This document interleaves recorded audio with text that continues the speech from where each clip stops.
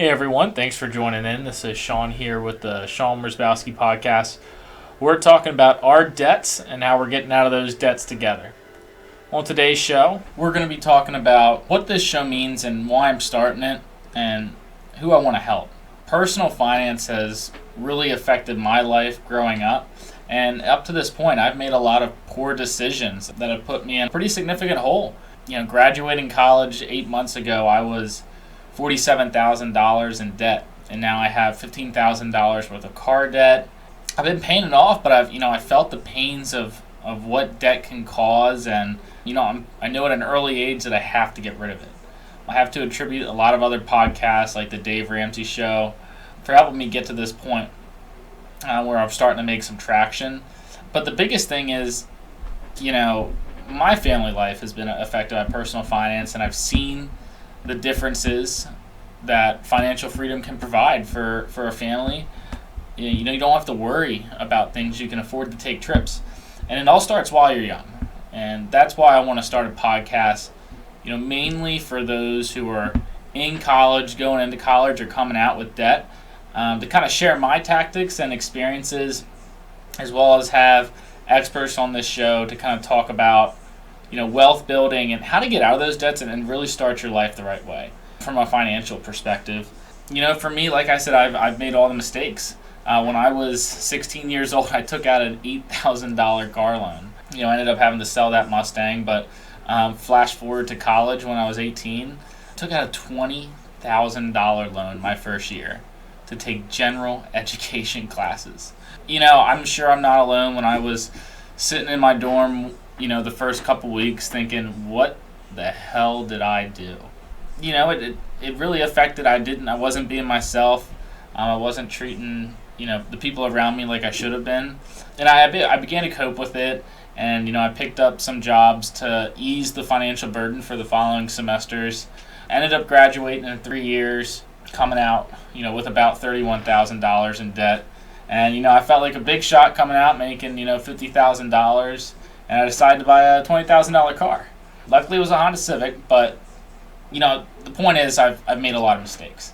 But since graduating 5 months ago, I have since corrected. Started the correction course for those mistakes. Paid about $18,000 down.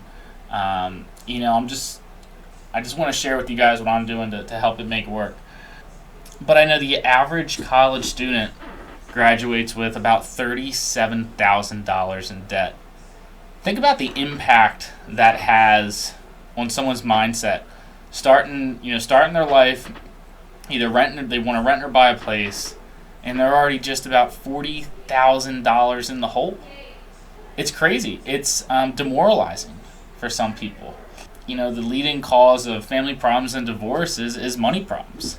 And I've seen it in families where there is money problems that are causing it, and the families that have money, they don't have these problems, which is why I'm passionate about this, because I know that by all of us getting out of debt together here early in our life, we can set ourselves up for financial freedom and just peace of mind in the future.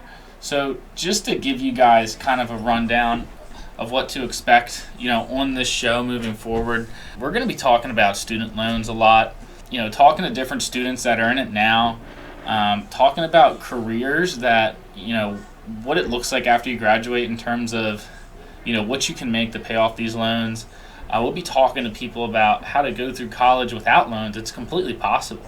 Budgeting. We're going to be talking about budgeting, best practices, and just a lot of self-development from the personal finance side. So, this podcast is going to be for anyone who if they're thinking about money and it's not making you feel happy, then you feel like it's time for you to make a change, this is the podcast for you. You're going to either learn to manage money or it's going to learn to manage you. Money has no emotion. It doesn't care about you. So you have to learn to control that. And we are set up for failure. We are absolutely, this generation, like I said, I don't want to call it millennials, but, the 18 to 25-year-old generation, we're set up for failure. We're constantly getting emails and stuff in the mail about credit cards. The freaking federal government is willing to hand out, almost $100,000 in loans to an 18-year-old looking to get a liberal arts degree. It's insane. We are absolutely set up for failure, and I don't think that the high schools, and, even colleges set people up to make good financial decisions.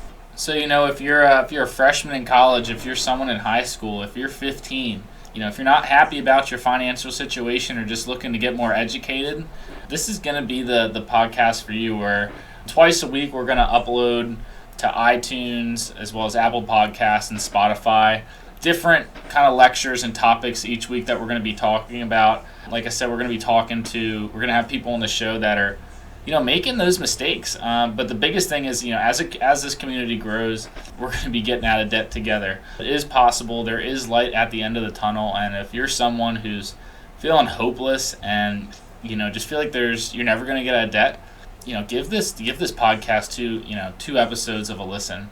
I'm really going to try and build some value for those listeners. So if you have debt right now, you're going to have to start changing your behaviors. If you want something you've never had, you're going to have to do something that you've never done. For me, growing up, I had saved 90% of my paycheck. I've always put my paychecks in the bank, been a big saver, saved up to about $10,000 when I was in college. And so for me, the biggest way to impact debt, whether it be credit card debt, car debt, or student loan debt, for me, I pick student loan debt first, is to attack it hard. You got to go all in. For me, I put about 95% of my paycheck towards my student loans every week. And it sucks. I hate it. It makes me mad. But if you want quick results, you're going to have to take some drastic action. And it's temporary. Certainly not something that's going on for 2, 3, or 4 years. It's short term. You're giving up now to enjoy later. So I want everyone to do get in the mindset right now is, do you even know how much debt you're in or projected to be in? I didn't. When I was in college and a freshman, I didn't project how much debt I was going to be in. I was kind of just surviving year to year.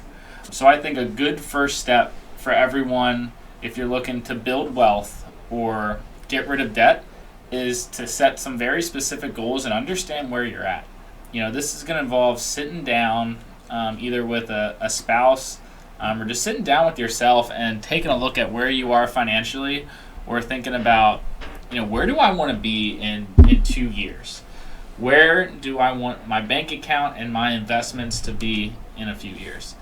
That's the mindset that we're all going to have to get started with, and I know it's what helped me out in the beginning. So once you understand what kind of debts that you have and the interest rates of them, what you're going to do is you're going to lay them out in smallest to largest.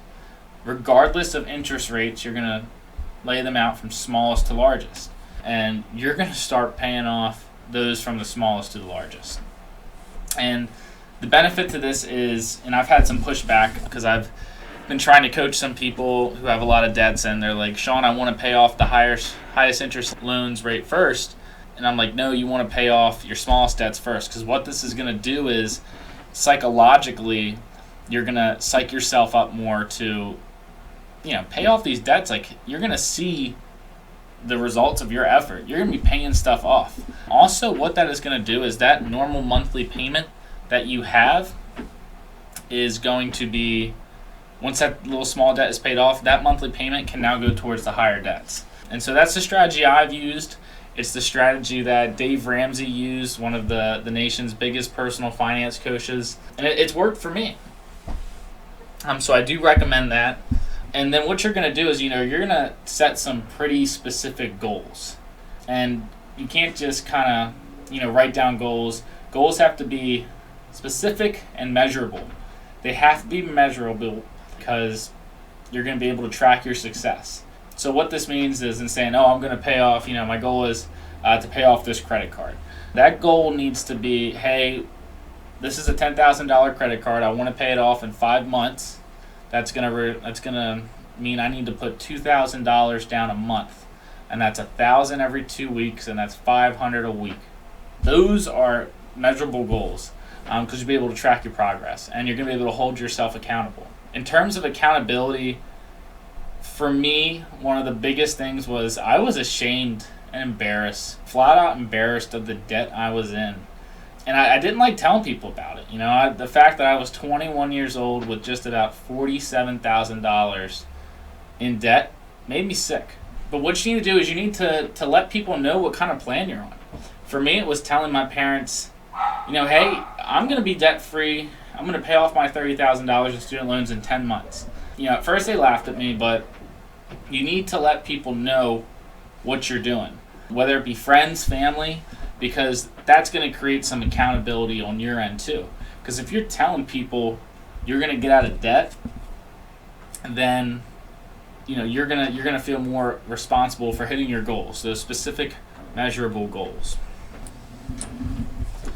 And once you start hitting these goals and creating some momentum, you're gonna get excited. You're gonna start seeing some results.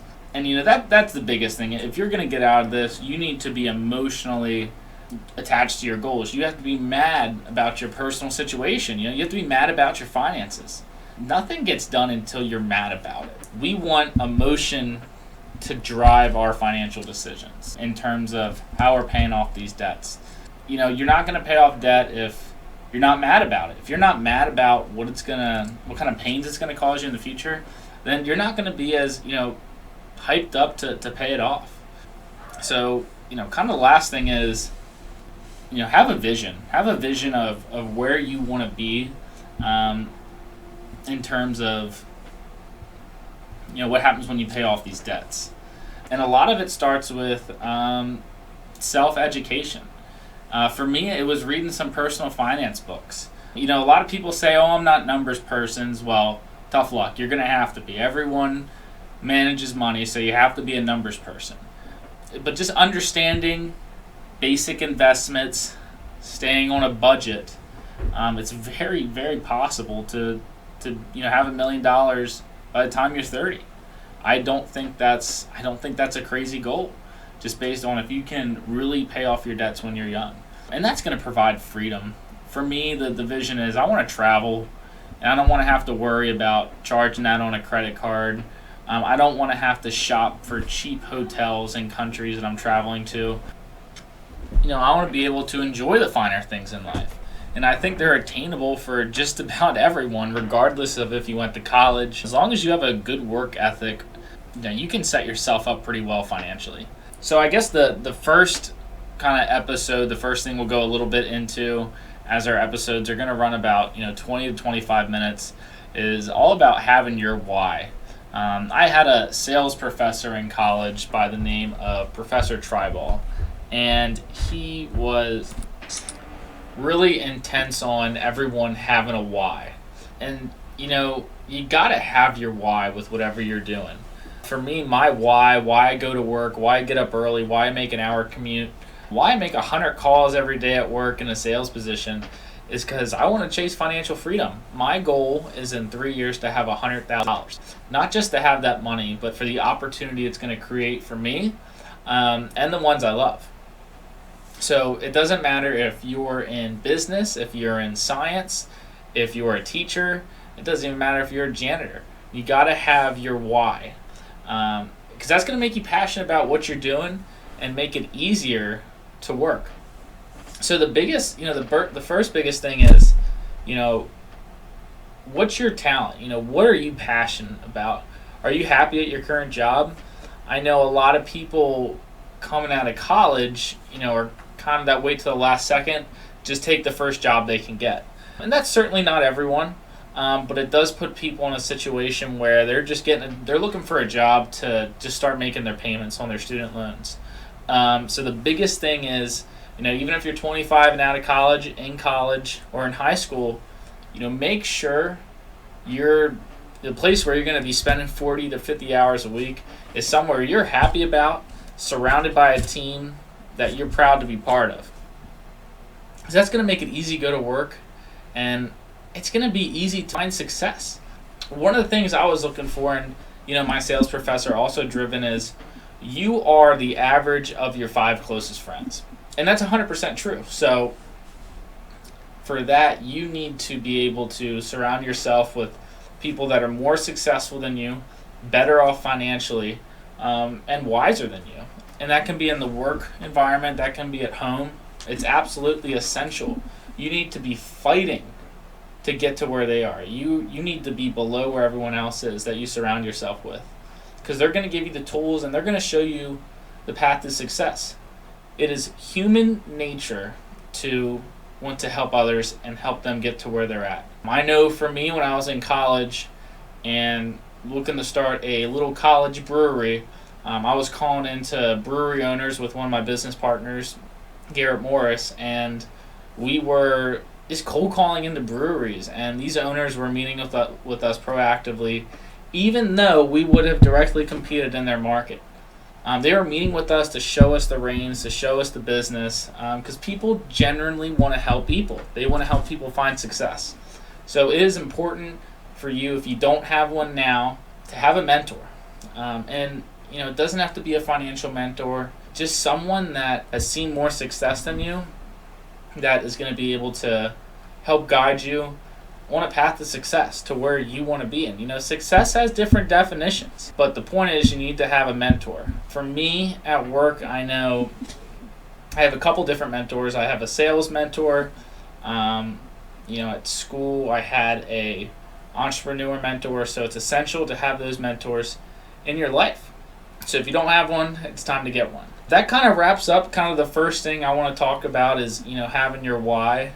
Moving forward, these episodes are going to be very segmented and value driven. To kind of talk about best practices and, to go through a lot of self-development stuff. Personal finance is a lot of self-development. So we're going to be going into some books, going through some blogs, and, talking to people that, either are 40 years old, have $1 million stock portfolio, all the way down to, some of my friends who are lost right now in college, about to graduate with a degree that they somehow ended up with and are $60,000 in debt.